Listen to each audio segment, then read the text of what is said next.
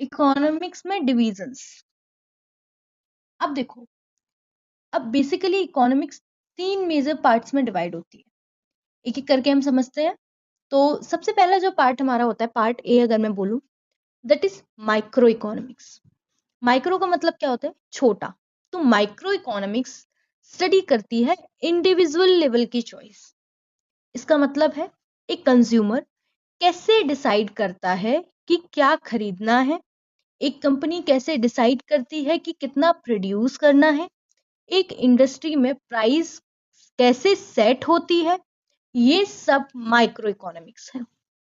Real life example की अगर मैं बात करूं तो जैसे अमेज़न पे कोई भी आप प्रोडक्ट देखते हो, उसकी प्राइस क्यों इतनी है, क्यों सेल्स लगती है, क्यों डिमांड बढ़ने पे प्राइस बढ़ती है, ये सब माइक्रो है। तो माइक्रो हम कहाँ देखते हैं? माइक्रो हम देखते हैं इंडिविजुअल कस्टमर्स पर।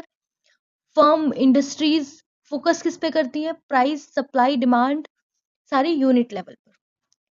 पार्ट बी की अगर मैं बात करूं, it would be your macro economics. Macro का मतलब होता है बड़ा। तो मैक्रो इकोनॉमिक्स देखी जाती है पूरे देश की इकोनॉमी, या मैं बोलूं ग्लोबल इकोनॉमी लेवल पर।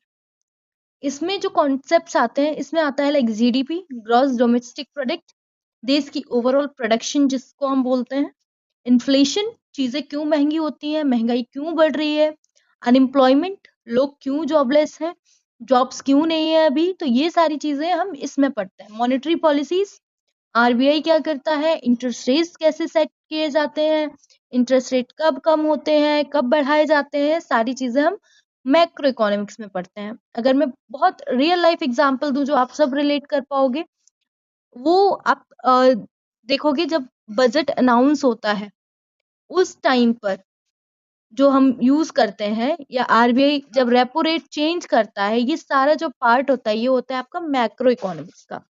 तो मैक्रो इकोनॉमिक्स में जो हम स्टडी करते हैं that is for whole country या वर्ल्ड इकोनॉमी। ओके, देन हम बात करते हैं इंटरनेशनल इकोनॉमिक्स। ये हमारा थर्ड डिवीजन है। इंटरनेशनल इकोनॉमिक्स ये होता है कंट्रीज के बीच की इकोनॉमिक रिलेशन के बारे में।